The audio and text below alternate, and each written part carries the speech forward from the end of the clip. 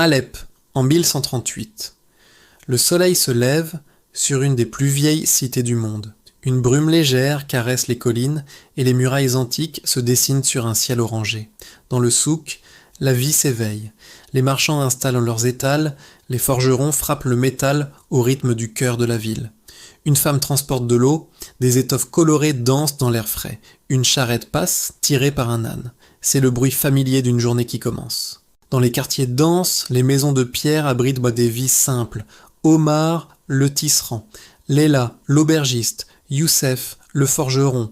La ville respire, confiante, vivante, insouciante, mais soudain, un malaise. Quelque chose ne va pas. Les animaux s'agitent, des pigeons s'envolent d'un seul coup, comme chassés par une main invisible. Un artisan lève la tête, interrompant son travail. Une jarre se met à vibrer sur une étagère. Un mur craque, un son sec, presque imperceptible. Dans le marché, deux marchands échangent un regard tendu. Un grondement sourd monte des profondeurs de la terre. Leïla se hâte de fermer sa fenêtre. Les enfants, surpris, arrêtent de jouer. Le sol semble prendre une longue, lourde respiration.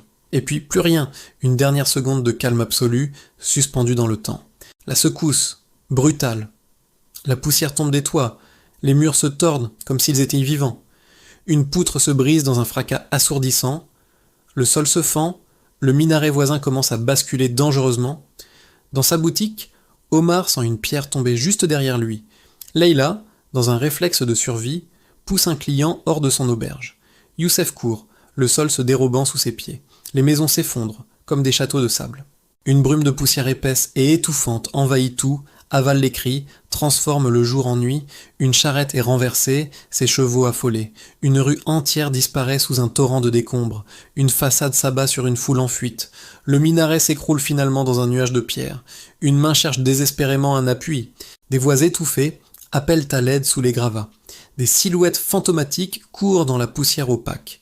Une maison à étages s'affaisse d'un seul coup. Et puis, un silence artificiel. Pesant, la terre a fini de trembler. Le voile de poussière retombe lentement, comme une neige sale, révélant une vision d'apocalypse. Alep est méconnaissable, partiellement effacée de la carte. Des survivants. Hagards émergent des ruines. Un enfant appelle sa mère, sa voix brisée par la peur. Omar, le visage couvert de poussière, lutte pour se relever. Leïla, au milieu des décombres de son auberge, cherche des survivants. Youssef, déjà, aide un homme coincé sous une poutre. Les mains tremblent, les rues sont devenues des canyons de pierre. Les minarets ne sont plus que des squelettes pointant vers le ciel. Des familles se cherchent, se retrouvent, leurs pleurs se mêlant aux appels à l'aide. Une femme soulève une pierre à main nue, animée par le désespoir. Deux hommes déplacent un corps avec un respect infini. Et puis, un miracle.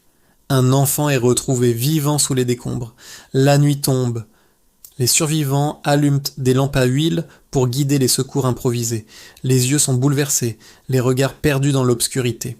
Un silence lourd, presque sacré, s'installe sur la ville en deuil. Les jours qui suivent sont un combat pour la survie.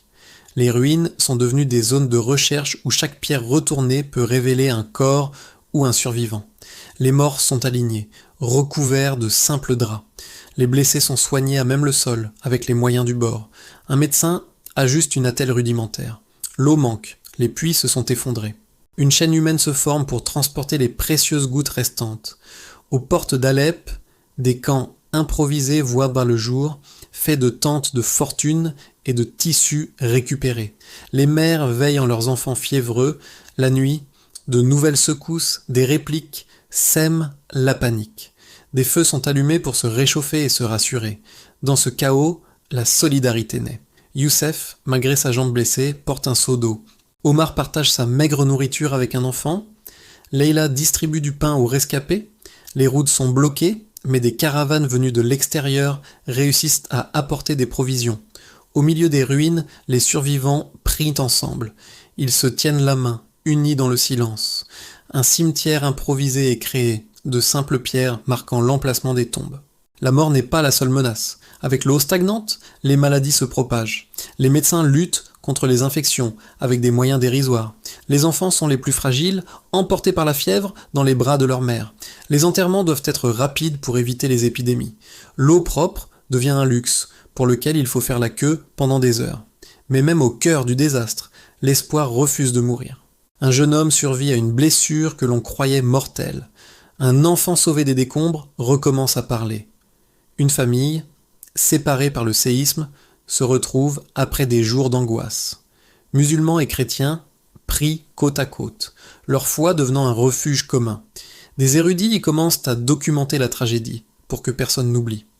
Un poète écrit quelques vers sur la fragilité de la vie. On dresse l'inventaire des morts sur des tablettes d'argile. Parfois, un objet intact est retrouvé sous les gravats. Un précieux souvenir d'un monde disparu. Une maison à moitié debout devient un abri pour plusieurs familles. Des voisins se réunissent déjà pour planifier la suite. Un tailleur de pierre reprend son travail. Un geste à la fois. Des enfants, timidement, recommencent à jouer. Un calme fragile s'installe au coucher du soleil. Et puis la reconstruction. Lente, difficile, mais déterminée. On répare une toiture avec les outils de l'époque. Le souk rouvre partiellement, les premiers échanges commerciaux reprennent, symbole d'une vie qui repart, des charpentiers renforcent les murs encore debout. Pierre par pierre, une mosquée est réparée. Youssef rouvre une petite forge improvisée. Omar, malgré la fatigue, se remet à tisser. Leïla accueille les survivants dans ce qui deviendra une nouvelle auberge. La ville porte les cicatrices de la catastrophe, mais elle se relève. Une procession est organisée en hommage aux victimes. Des prières sont murmurées dans la lumière du matin. Un poète récite un texte sur la résilience humaine. Les enfants posent des pierres en mémoire des morts. Un geste simple et puissant. Vu du ciel, Alep renaît de ses cendres. Des cartographes redessinent les plans d'une ville qui a changé de visage. On apprend de la catastrophe. On renforce les nouvelles maisons. Les rires et les conversations reviennent peu à peu dans le souk. Sur une tombe anonyme, quelqu'un a déposé une simple fleur sauvage. Le ciel est à nouveau clair au-dessus d'Alep. La vie a repris ses droits, mais la mémoire demeure. La ville nouvelle se construit à côté des ruines, rappel éternel de la fragilité et de la force de l'humanité. Merci d'avoir regardé cette histoire. N'oubliez pas de vous abonner pour ne rien manquer de nos prochains récits.